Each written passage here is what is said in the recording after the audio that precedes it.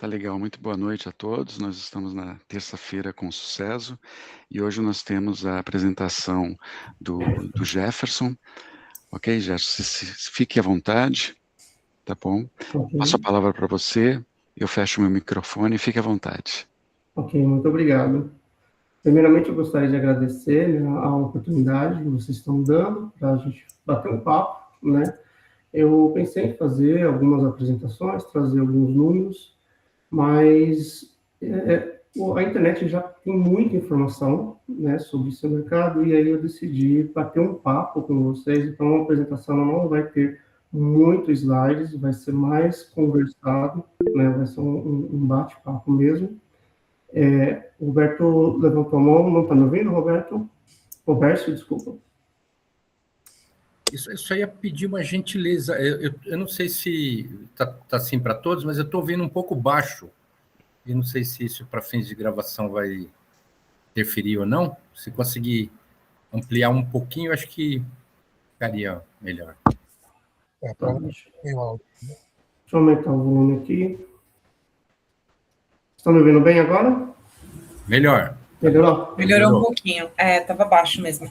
Ok, chega mais próximo aqui também do computador.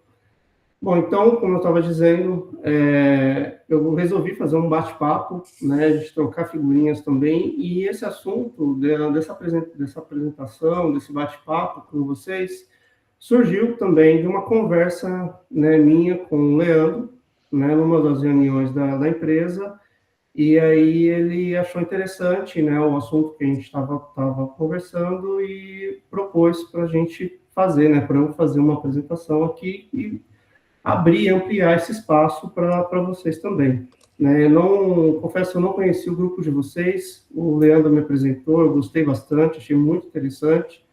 Os assuntos tratados são bem pertinentes, né, e isso agrega bastante não só ao conteúdo pessoal, né, de cada um de nós, como para a empresa também, que a gente pode trazer e aplicar isso, né, em cada empresa.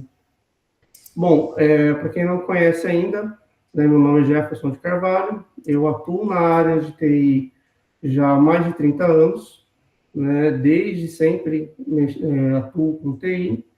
Eu sou diretor da Core Technologies. Core Technologies é uma empresa de mais de 20 anos de mercado, que ela é focada em vendas e serviços de TI. Tá? Então, nós temos alguns clientes na região, principalmente de São Paulo, de Campinas, né? São Paulo interior, temos em Goiás também, e Triângulo Mineiro, tá? Tanto é que, atualmente, eu resido aqui no Triângulo Mineiro, na cidade de Uberlândia, mas direto acabo me deslocando para São Paulo.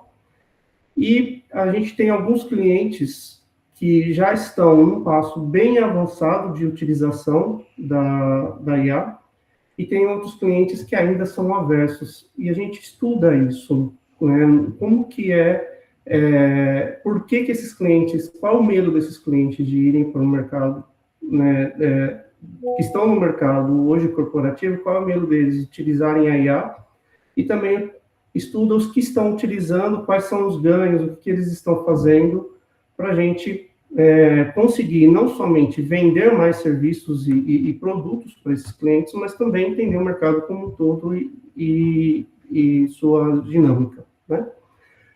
Bom, como falei, na empresa a gente trabalha tanto com ambiente, não somente com IA, mas a gente trabalha também com infraestrutura básica, tá? A gente tem a parte de infraestrutura de redes, de segurança, de monitoramento, a gente trabalha com ambiente on-premises, ambiente na nuvem, enfim, temos um portfólio bem amplo e eu sou responsável pela parte de serviços da empresa. Então, se eu vou tentar me prender aqui mais ao high level, tá? Um ambiente ficar um pouco mais high level com vocês. Se eu escovar muito bit, eu volto aqui, mas se precisar de uma informação, um dado um pouco mais detalhado, a gente pode discutir depois também, sem problema nenhum, tá? Bom, então, o primeiro slide da apresentação, só mudar colocar aqui.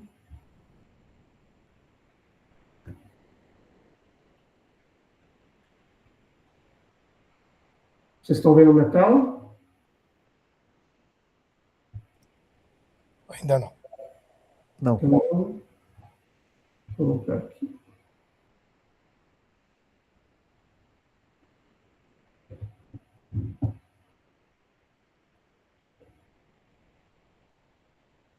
Estão vendo agora? Agora sim. Agora sim. Então, vamos lá. Então, falei já um pouquinho da Core, o intuito não é esse, então passei bem rapidinho. Fiquem à vontade, como eu comentei, né, mais um bate-papo, então a gente trocar figurinhas mesmo. Eu tenho os meus clientes aqui, uma gama considerável, um mercado considerável também. Tenho clientes que são bancários, tenho clientes tanto na parte de finance, banco, cartão, tenho clientes de varejistas, atacadistas, farma, tá? E dentro do mundo privado, fábricas, usinas, dentro do mundo privado eu atuo bastante. No mundo de Gov, a gente não atua muito, né? A gente está antenado, mas a gente não costuma fazer muito negócio com o governo, a gente se prende mais ao meio privado, tá?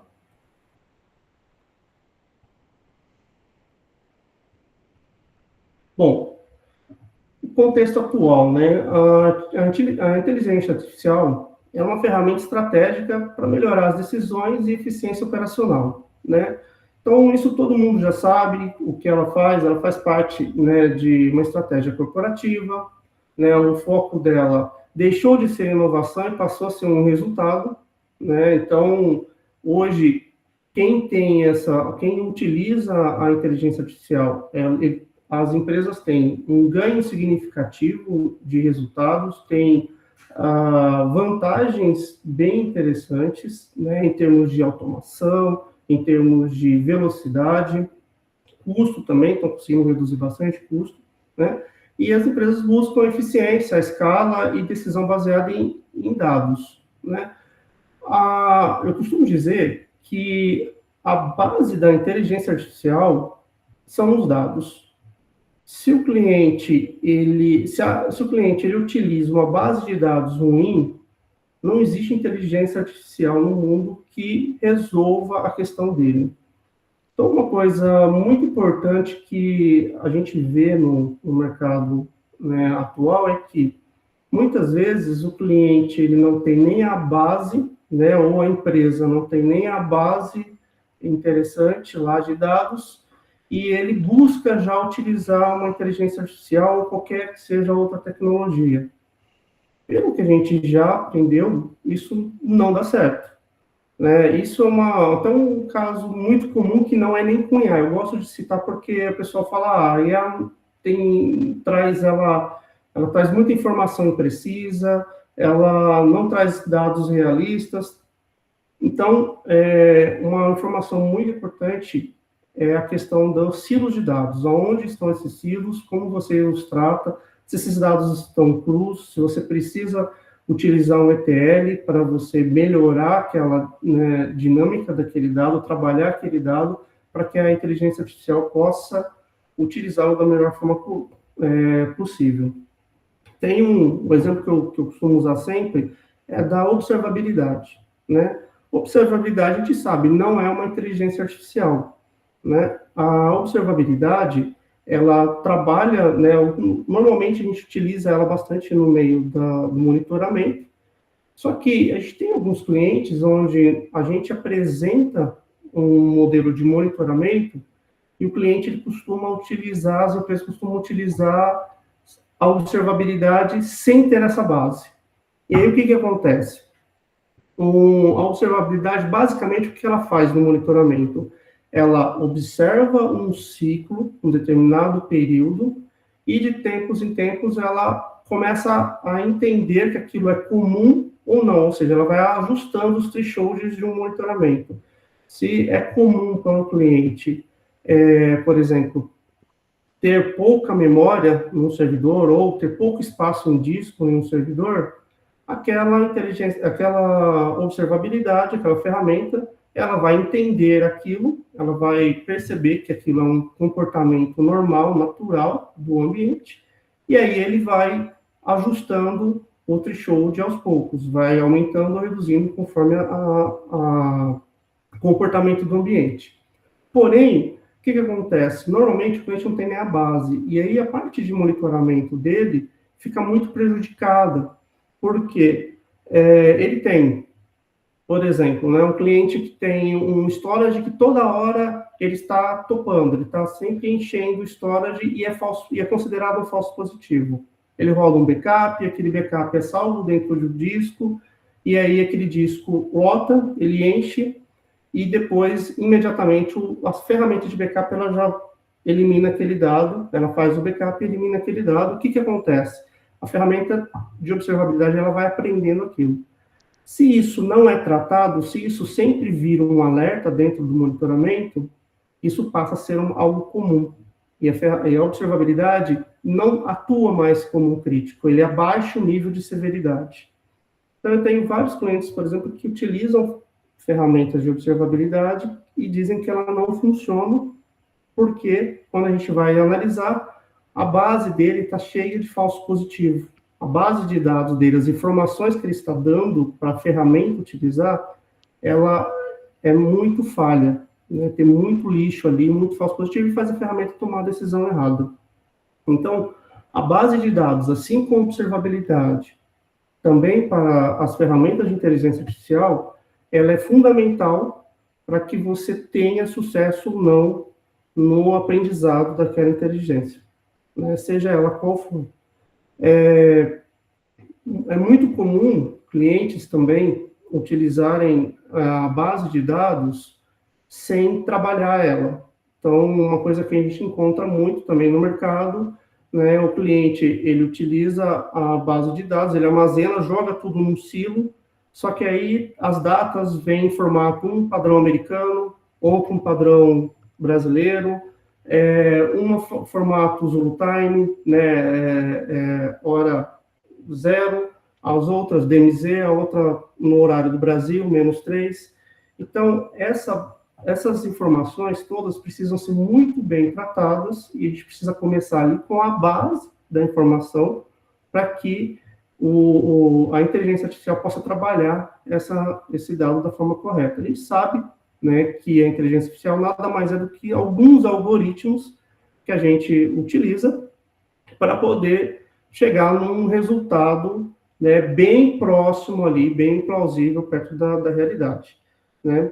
Então, isso acontece muito também quando a gente usa inteligência artificial gratuita.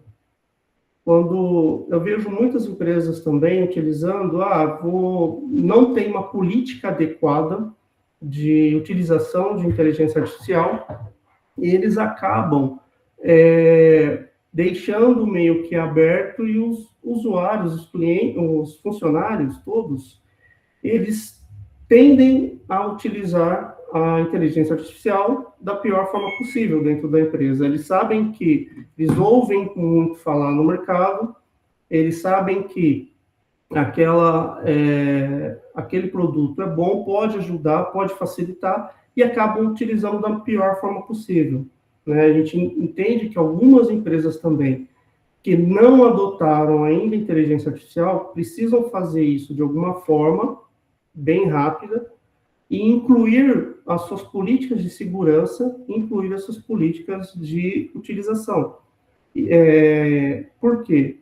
Quando um usuário utiliza uma IA pública e gratuita, ela oscila bastante, a gente costuma dizer que ela alucina muito, né? O que é alucinar? É a IA te trazer informação como se ela fosse correta, mas de forma equivocada, de forma errada.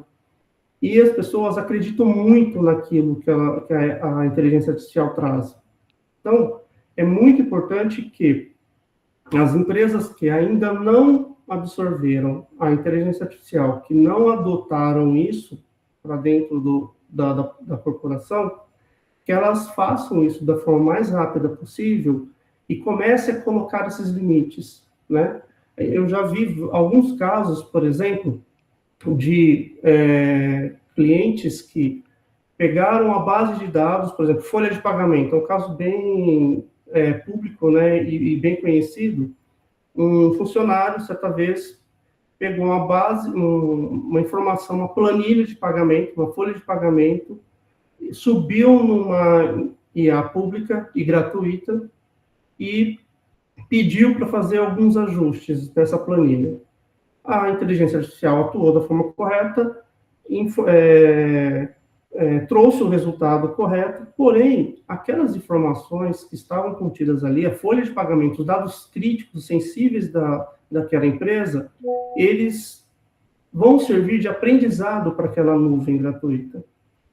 Por isso que é muito importante conscientizar, mesmo por menor que seja a empresa, precisa conscientizar os funcionários todos e ter políticas, se avançar com relação a isso, políticas de utilização, para que não tenha esse tipo de problema. É mais comum do que parece, mas é um problema recorrente, tá? Inclusive, que eu vejo que a gente pega muito em empresas, tornando dados sensíveis, dados críticos públicos, né, por conta que está utilizando uma IA de forma gratuita, sem informar para o funcionário a forma correta de utilizar. Toda inteligência artificial, ou grande parte das inteligências artificiais que a gente tem hoje no mercado, elas já possuem lá uma guia para você deixar aquele dado anonimizado ou deixar aquele dado privado. Então, quando você adota uma inteligência artificial dentro da empresa e você treina os funcionários para utilizar aquela inteligência artificial específica adotada pela corporação, você tem uma segurança muito maior e a probabilidade que esses dados vazem é muito menor, porque você pode bloquear para que isso fique ali privado dentro da empresa e não seja exposto para o mundo lá fora. Tá? Bom,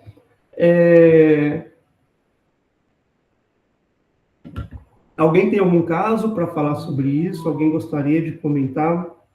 Já passou por essa situação? Já viu isso antes? O Jefferson, me surgiu aqui uma questão. Primeiro, foi muito interessante a forma como você conseguiu mostrar de onde a inteligência, dependendo de onde a inteligência artificial buscar informação, ela já trata isso como normal e ela não destaca mais, como no caso aí da observabilidade, né? Uhum. Isso é bem interessante. Outro ponto que você trouxe para a gente é exatamente esse departamento financeiro.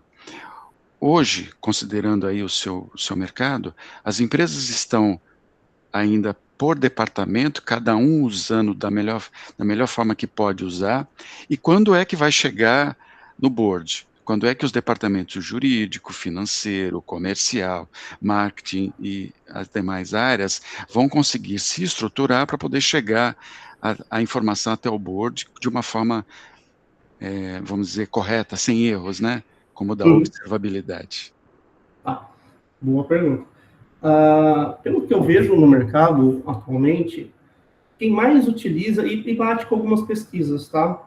Se vocês olharem algumas pesquisas recentes, por questões, né, eu acabei não trazendo aqui, por questões de direitos autorais, mas existem algumas pesquisas recentes no mercado que dizem que a maioria das pessoas que utilizam dentro da corporação, a maioria dos setores das empresas que utilizam IA é o setor administrativo.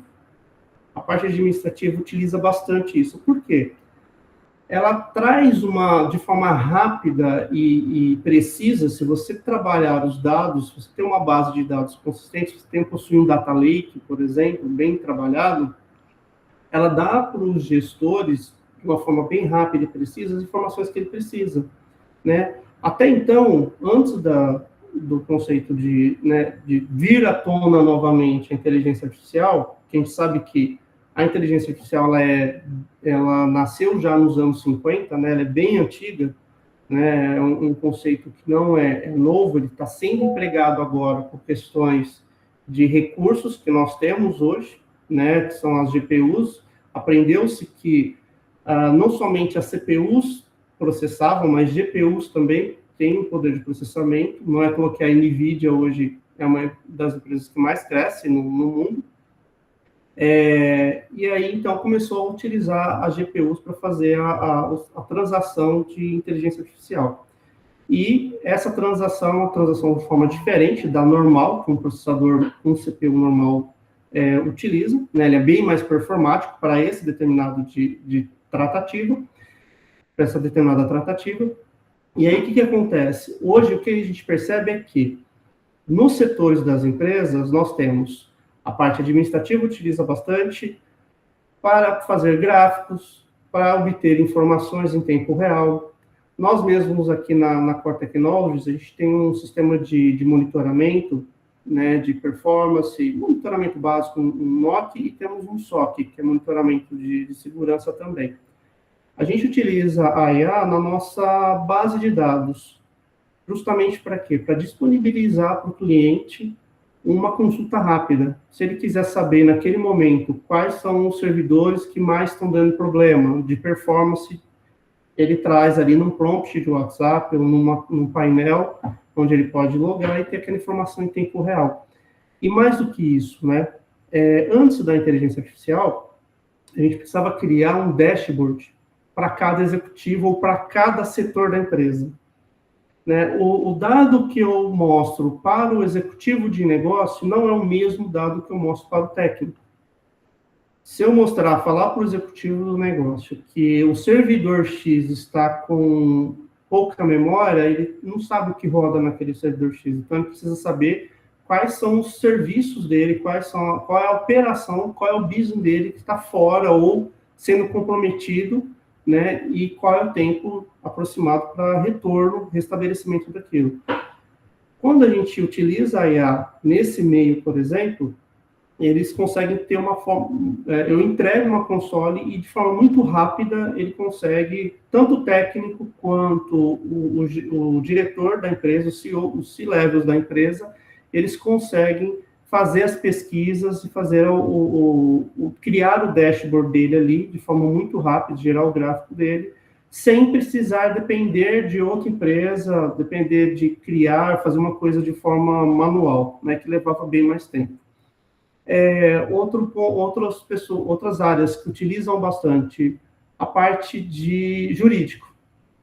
Jurídico está utilizando bastante, não somente dentro das empresas, eu vejo, né, converso com alguns amigos, são advogados, eles estão utilizando bastante porque tem muitos textos, são muitos processos que são bem repetitivos, que tem muita informação lá, e eles conseguem, através da IA, gerar resumos, né, bem realistas, bem próximo ali do que estava dizendo, aquelas petições, aqueles processos, e com isso ganham muito tempo de trabalho, né? Isso acaba sendo bem interessante. O Alex levantou a mão, fica à vontade, Alex. Boa noite. Opa, boa noite. Tirar uma dúvida. Claro. Como é que vocês estão tratando a parte de confidencialidade, né? Porque, assim, acho que é o trauma de qualquer um que quer usar IA, tá bom, como é que eu vou colocar um processo jurídico, que tem uma porrada de dado confidencial, para uma IA validar, ver jurisprudência, etc e tal, né? E aí vocês, como é que trabalha com essa parte de treinamento e deixar realmente a informação da empresa restrita à empresa e só as pessoas que deveriam acessar todos aqueles problemas que eu acho que você já sabe, né? Sim. A gente trabalha, como eu falei, entendo eu que a base de toda a IA, o sucesso de toda a inteligência artificial hoje em dia, está na base de dados. Você separando e tratando muito bem esses dados, você já elimina boa parte das alucinações que ela pode ter. Né? Alucinações, dados vazados. Então, o que a gente faz normalmente? A gente, sempre que possível, a gente separa os dados do cliente em silos, tá? Então, a gente pode ter um data lake único, onde ele recebe informações de vários tipos, em CSV, em TXT, em qualquer formato, tá? Em imagem, e aí esses dados eles são trabalhados e separados por área. Então, hoje em dia, até a Microsoft, eu já vi licenças, por exemplo, para o Copilot, apenas para o Finance. Então, você tem uma licença que ele trabalha mais com Finance. Você tem uma licença dele que trabalha mais com a parte técnica. Tem licenças separadas até hoje em dia para ele se especializar, para ele aprofundar mais naquela informação, tá? Então, a gente separa isso. O time financeiro, por exemplo, ele não tem acesso à informação que os técnicos possuem da área de TI. Não tem acesso à parte de marketing. É só a área dele, é só os dados dele. Dessa forma, a gente isola. A mesma coisa, os técnicos não têm acesso, o time técnico, o time de gerentes, etc., não tem acesso à parte do financeiro.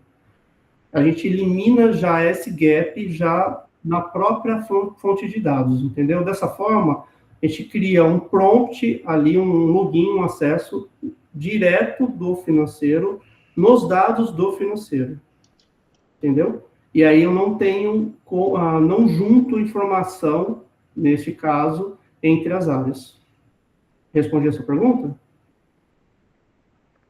Sim, respondeu sim. E um detalhe importantíssimo, né? Aquilo que eu comentei também.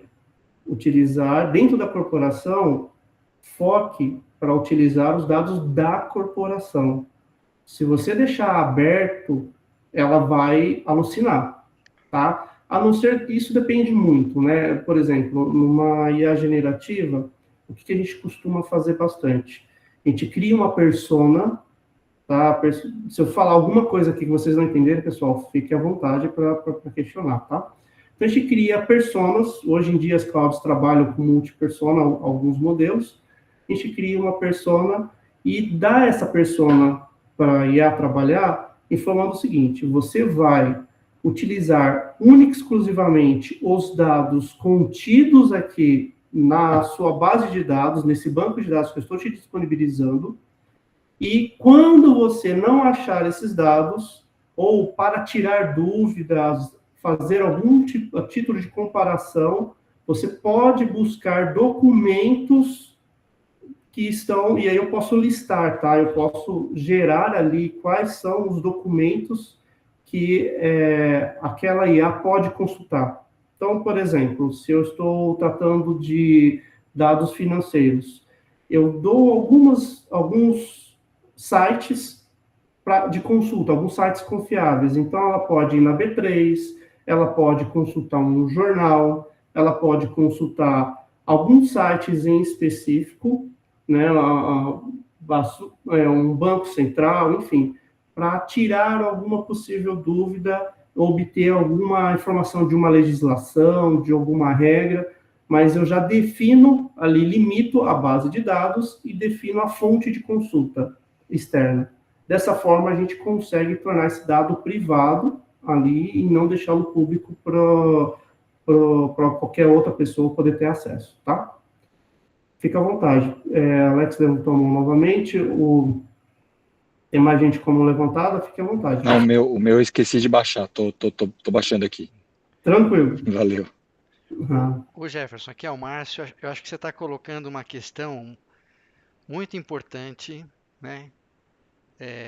Que se fala pouco, até por uma questão de marketing aí, de adoção da IA, que é ter ele depende do dado, né? Então, você falou sobre padronização de dado, o dado ter qualidade, ter uma classificação de confidencialidade, que é o que o Alex colocou, né? Então, a confidencialidade está no dado, né? Não no processo, então o dado tem que ser trabalhado. Você falou de silos, né? Então, o que significa? Então, cada área da empresa tem o seu dado departamentalizado no seu quadradinho, sem padrão, e isso impossibilita um uso abrangente da IA por toda a empresa, né? Então, resumindo tudo isso, né, Jefferson, seria para quem quer adotar a IA e tirar dela o máximo de benefício, tem que ter uma política, uma equipe de governança de dados. É isso? Exatamente, exatamente. Toda essa parte de governança de dados é muito importante, tá? O time de dados é muito importante na empresa quando você fala de inteligência artificial. Eu acho que são os times mais importantes, são o time de dados e o time de segurança. Tá? A gente vai ver que tem, como eu comentei, são poucos slides, é justamente para a gente bater esse papo mesmo e não ficar algo só eu falando aqui, a gente trocar figurinhas também, né? Eu sei que vocês também têm muita experiência de mercado e podem, né, contribuir com as informações que vocês têm. Então, eu vou trazer ainda, falar um pouquinho sobre essa questão de segurança, os riscos que ela traz agregados também, tá? Não é só benefícios. Tem alguns riscos ali, e dentre eles, tá, essa questão operacional. Você aumenta o custo operacional, né, você tem um custo operacional ali agregado, que normalmente as empresas não observam, tá? Eu acho que IA, até o próximo slide, é um assunto que a gente brinca, né, falar hypado, né? É o hype hoje do mundo de tecnologia. Então, tudo é IA, né? E a gente vai ver, já vou até aproveitar e passar para o próximo slide, que é justamente para falar sobre isso. Né, um trocadilho que a gente faz, né, com o ouro, nem tudo que reluz é IA, né? Por que nem tudo que reluz é IA? Eu costumo dizer isso muito para cliente. Porque a gente, como está hypado, todo mundo quer ter IA, mas não necessariamente ela que vai ser a melhor alternativa para resolver os seus problemas. A gente vê muitos clientes utilizando a inteligência artificiais para rodar um script, coisa que ele poderia fazer ali de graça dentro de um servidor que já está ligado, dentro de um Ctrl+M que ele já tem, que ele já usa lá dentro, né? Então, a gente precisa tomar muito cuidado, principalmente com essa questão de substituição das tecnologias, porque eu vi muito cliente voltando atrás com relação à IA, porque ficou muito caro. E aí a gente observa um comportamento bem parecido, que quando eu vou falar agora, acho que alguns de vocês já devem ter visto, se não passaram por isso, mas um comportamento parecido que a gente vê também com a nuvem. Há algum tempo atrás, o hype do momento era a nuvem. Então, todo mundo queria ir para a nuvem porque a nuvem era melhor. A melhor coisa do mundo é a nuvem. Existem muitas vantagens em se utilizar a nuvem. Porém, existem casos específicos que não compensa. A gente precisa ser realista e entender. Para clientes, né, empresas que possuem um ambiente legado, tem um monolito ali imenso, que não consegue modernizar, não consegue separar os serviços.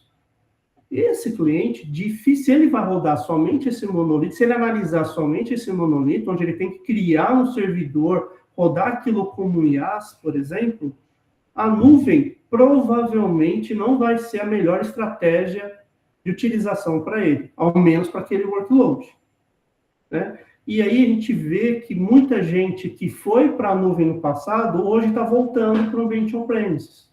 Tem várias empresas que eu vejo, eu faço consultoria para essas empresas, tanto para cloud adoption, quanto para migração e retorno, repatriação dos dados. Por quê? Precisa ser feita uma análise, precisa ser feito um estudo em cima e ter muita parcimônia antes de sair migrando tudo e sair utilizando a tecnologia, né? Como eu comentei, né, a inteligência artificial, nem tudo é inteligência artificial. Por exemplo, a parte de observabilidade não é inteligência artificial, mas ela atua de uma forma muito interessante. Ela pode chegar a tomar algumas decisões. Por exemplo, se o seu ambiente, voltando para o monitoramento, né, o mundo de monitoramento, se existe ali um disco que tem um log, que vai enchendo aquele log com o passar do tempo, e a observabilidade entende que aquilo é um padrão e existe uma remediação, você pode aplicar aquela remediação e torná-la até uma remediação recorrente. E a observabilidade vai passar a tomar ações em cima daquilo. Por exemplo, sempre que o HD encher e for por conta desse login, então, automaticamente, a observabilidade vai entender que aquele HD encheu, que aquilo é normal, vai compactar os dados daquele log, enviar o arquivo para backup e excluir o arquivo original de log. E segue o processo. Com isso, ele abaixa o nível ali da severidade, abaixa o nível de utilização do disco. Isso é uma coisa comum hoje. Você não precisa criar uma IA para ter uma IA para fazer isso, né? Só que o que acontecia lá? O que acontece até hoje? Meu cliente, muitas empresas vêm falar, eu tenho observabilidade. Só que a empresa você vai lá e olha o status do relatório do monitoramento dela, básico, eu já peguei isso, tá? 25 mil incidentes críticos por mês. Aí, o que acontece? Essa empresa, me desculpe, não tem uma observabilidade boa. Ela pode até ter a ferramenta de observabilidade, mas a ferramenta de observabilidade, ela toma ações baseadas no que ela está vendo ali de relatório. E se ela tem 25 mil incidentes no mês, ela só está vendo incidentes, ela não está conseguindo atuar, ela não vai conseguir atuar. Ou pior, né? Ela vai atuar de uma forma equivocada, baseada nas informações, nos incidentes equivocados, nos falsos positivos que ela está vendo, e correr o risco de derrubar o ambiente. Tá? Isso eu já vi também acontecer esse caso. Com a inteligência artificial, acontece algo parecido. Tá? Então, eu estou vendo que muitas empresas, teve até esses dias eu até estava discutindo, estava brincando com a minha esposa, né? Ela me perguntou, tinha uma máquina de lava e seca que tem inteligência artificial. E aí ela me perguntou, né, o que a inteligência artificial fazia nessa máquina de lava e seca. Eu fiquei curioso e fui ver lá o manual da empresa, da máquina, fui ver o que ela faz. Basicamente, a inteligência artificial, nesta máquina, tem um chip lá que pesa a roupa para saber ter uma ideia da quantidade de água e sabão que ela vai utilizar. Mas essa questão de pesar a roupa, eu tenho uma máquina bem parecida de 7 anos atrás, que também tem a capacidade de pesar a roupa sem utilizar a inteligência artificial. Então, essa é uma questão que a gente precisa tomar muito cuidado, a gente precisa prestar bastante atenção e ver se realmente é necessário utilizar a inteligência artificial no meu cotidiano, no meu dia a dia na empresa, nos meus projetos. Por quê? Porque a inteligência artificial, todo mundo sabe, ela tem um custo alto por trás dela. Por hora, ainda está barato. Começou gratuito lá atrás. Hoje em dia, você tem um modelo gratuito ainda, mas a gente já está percebendo que os preços das inteligências artificiais estão aumentando. A gente já está passando da fase de aprendizado, elas já aprenderam bastante. E agora não compensa financeiramente para a OpenAI, para qualquer indústria de inteligência artificial, não compensa o volume de dados que eles estão tendo hoje, né, para ser processado, não está compensando o valor que eles recebem pelas mensalidades. Isso teve até uma repercussão muito grande numa grande empresa de IA, onde eu vi uma história, um relato desses dias, inclusive, onde que um dos acionistas questionou o presidente da empresa porque que eles tinham perdido milhões em um único mês, né? E aí, esse diretor, ele simplesmente se posicionou da seguinte forma: se você tem medo, se você está com medo da gente perder ainda mais receita, eu compro as suas ações, né? Então, o que acontece?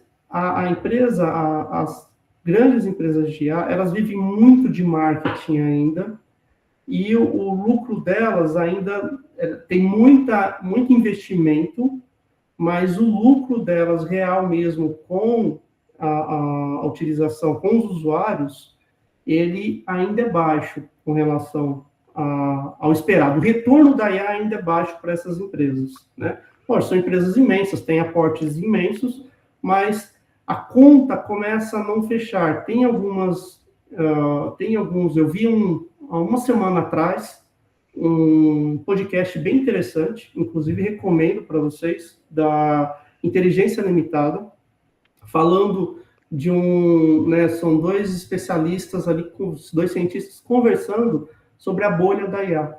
É uma coisa que se especula, é uma coisa que as pessoas estão preocupadas, há uma certa preocupação, porque cresce muito, né? As empresas de inteligência artificial cresceram muito em pouco tempo, e hoje em dia a gente vê melhorias, mas essas melhorias já estão começando a atingir um platô. Elas estão começando a atingir um patamar ali, onde para cada passo o degrau é menor. A gente pode ver isso, né? Eu posso comentar particularmente com vocês, por exemplo, o ChatGPT, da versão 4 para 5, né? A gente tinha uma expectativa muito grande da versão 4 ser muito superior, da versão 5, desculpa, ser muito superior à 4, assim como os outros saltos anteriores ocorreram, né? Mas dessa 5 veio melhor, está bem melhor, mas já não você já percebe que o salto não foi tão alto. O que estava prometendo lá atrás, quando, né, ao menos as expectativas que foram geradas lá atrás, elas, ao menos por hora, ainda não se consolidaram. Ele não teve um salto tão gigantesco. E a gente sabe também, né, que desde lá de trás, desde a época dos testes de Turing, né, onde eles testavam as inteligências artificiais para saber, as máquinas, né, para saber se elas conseguiam enganar o ser humano, conseguiam ter serem parecidas com o ser humano. Hoje em dia, esse teste ele já dificilmente você consegue enganar uma IA dessa, dificilmente você consegue utilizar esse teste e ficar 100% tranquilo de que você está falando com um ser humano ou com uma inteligência artificial. Não sei se vocês conhecem, se eu estou falando algo aqui desconhecido, se vocês já sabem do teste de Turing, que é o teste da imitação, ou não. Querem que eu fale um pouquinho? Ok. O que acontece, tá? Lá atrás, em 1900 e, se eu não me engano, 56, anos 50, tá? Teve uma pessoa chamada Alan Turing, que ele escreveu um livro e ele queria com os seguintes dizeres: pode uma máquina pensar? E aí ele começou a querer se questionar, ele começou a se questionar, e nesse livro ele fala bastante sobre isso, né?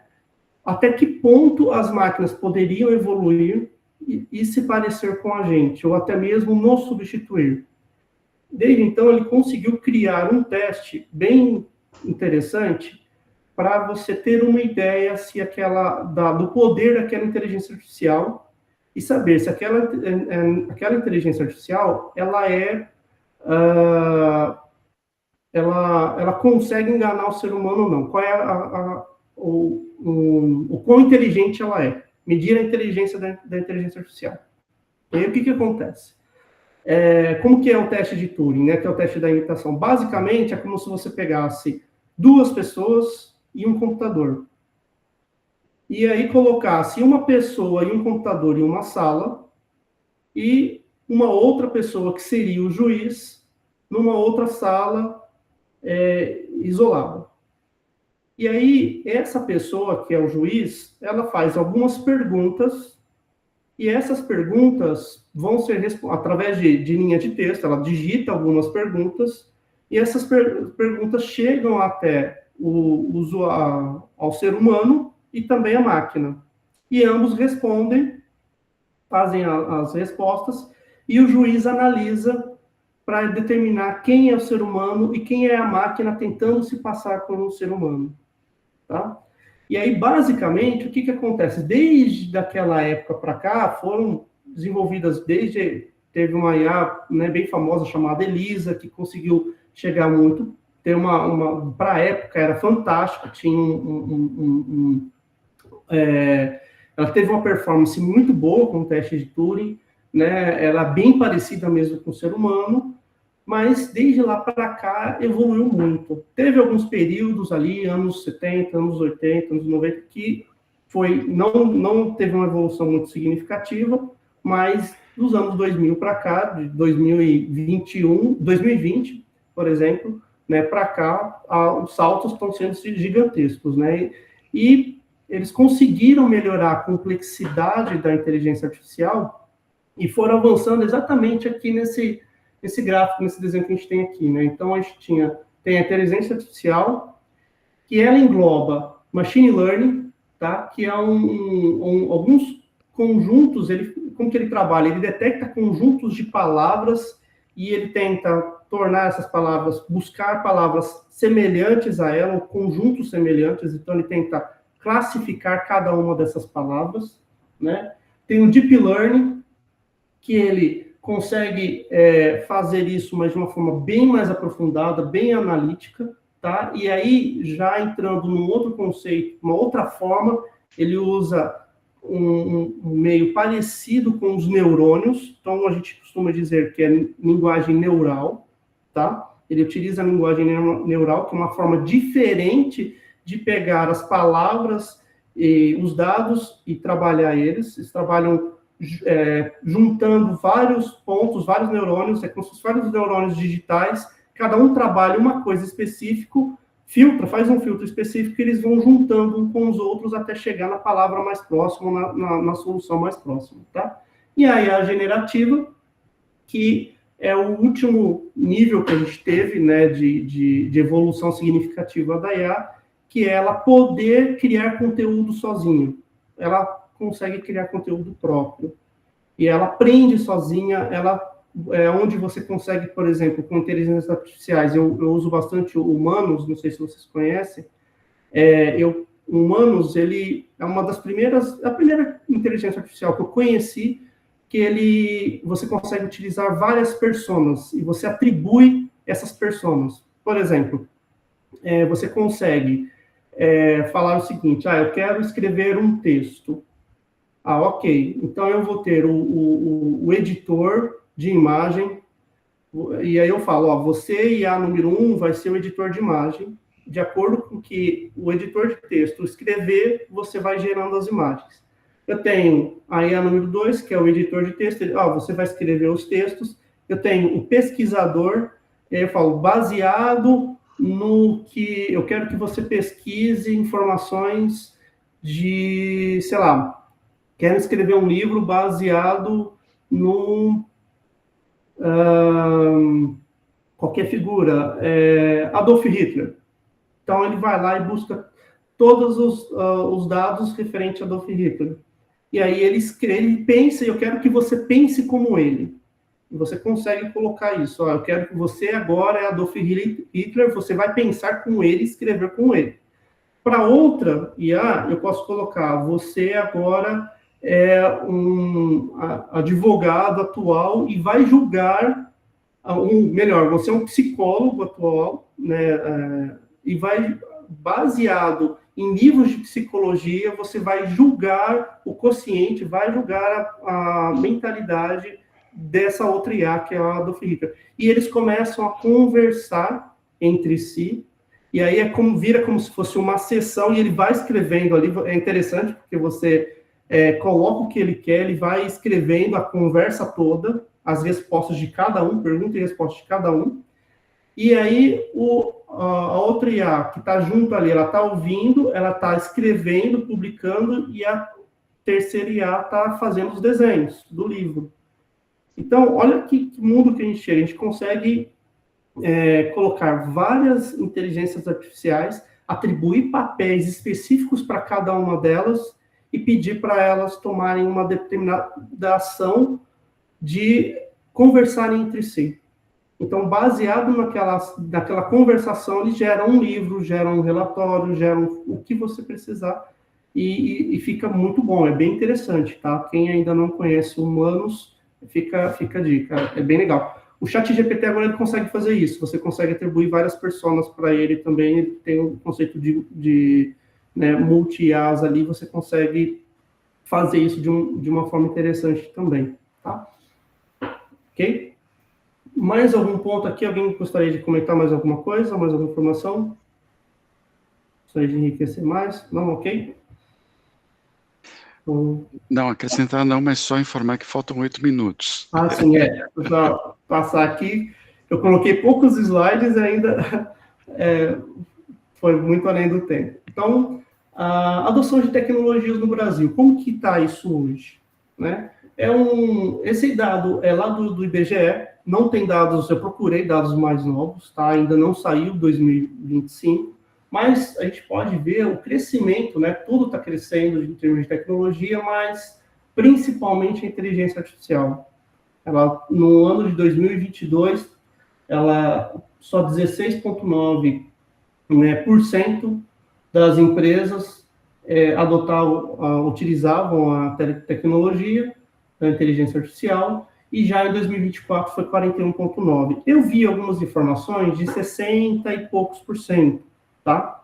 63%, 65%. Porém, o site estava fora do ar, era um site confiável, de um lugar, uma instituição confiável, mas quando eu abri ele para atualizar isso, já há algum tempo eu estou tentando atualizar, e ele não abre o site, tá?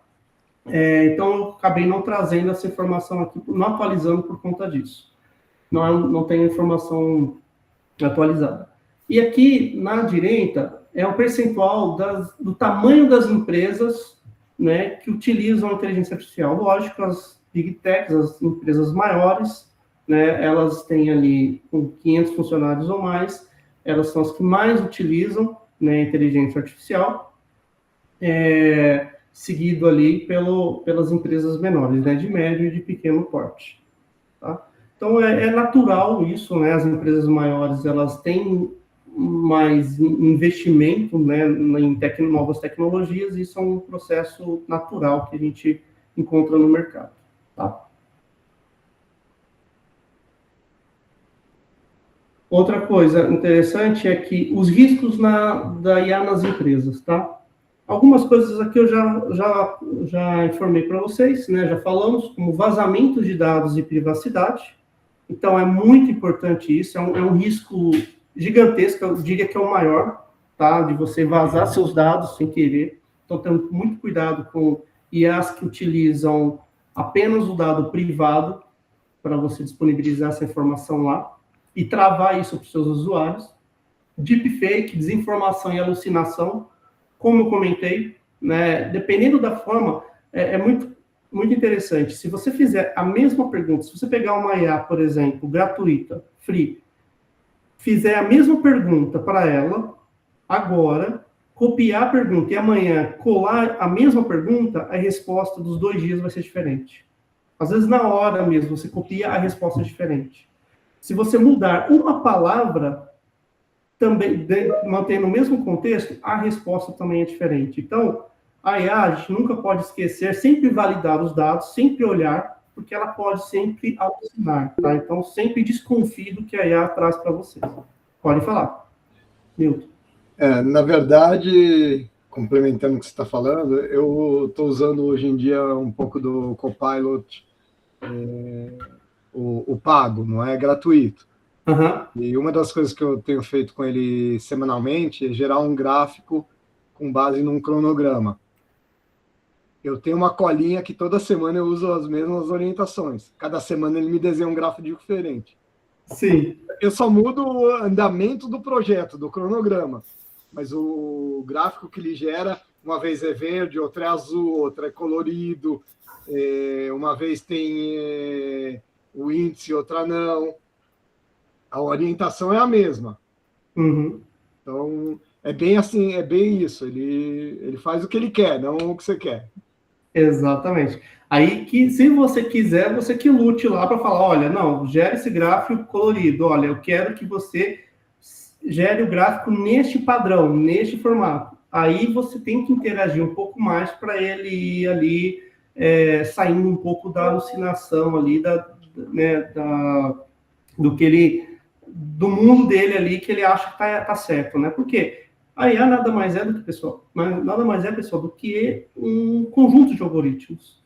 E esse conjunto de algoritmos, as IAs, quando você usa o dado público, é muito mais comum ele trazer informações diferentes e até mesmo divergentes, tá? Porque está na internet, a fonte principal de consulta é a internet.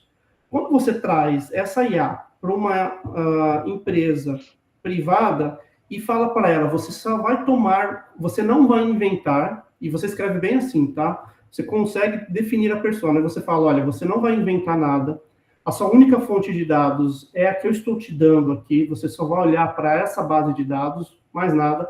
Você é um analista, você é um CEO, você tem que definir quais são os guardrails, tá? O guardrail é exatamente o sentido da palavra mesmo. Até onde ela pode ir. Quando você define muito bem os guardrails, a chance dela alucinar e dela trazer informação diferente a cada momento fica bem menor. Eu falo isso porque na nossa ferramenta, por exemplo, de análise de gráficos, né, de monitoramento, a gente definiu muito bem esses guardrails e, normalmente, quando você pesquisa, se você joga a mesma pergunta lá, ela te traz... Pode estar em ordem separada, diferente, ela pode ir, aquilo que você falou, cor diferente e tal, mas a informação é a mesma, isso é importante, tá? A alucinação dela tem que ser bem controlada. Outra questão também, desinformação. Dependendo do que você está fazendo, né, se você está permitindo que faça uma busca pela internet, pode ser que você receba uma informação incorreta. Se você pede uma informação, esses mesmos dados que eu mostrei para vocês, eu pesquiso de vez em quando na internet qualquer outro dado, e vem divergência por IA, vem divergência no mesmo dia. Então, a desinformação também é um risco muito grande, mesmo quando você usa os dados únicos exclusivamente da empresa. Pode ser que a IA se confunda, dependendo da forma que você pergunta, ela se confunde muito, tá? Exemplo, né, aquela questão que eu comentei do teste de Turing, só para voltar a fazer um gancho rapidinho, existem frases já conhecidas que são feitas propositalmente para gerar uma dúvida na IA. E às vezes a gente faz isso quando a gente faz essas buscas nela. Por exemplo, uma frase muito, muito comum. Eu vi uma menina com binóculos observando os pássaros.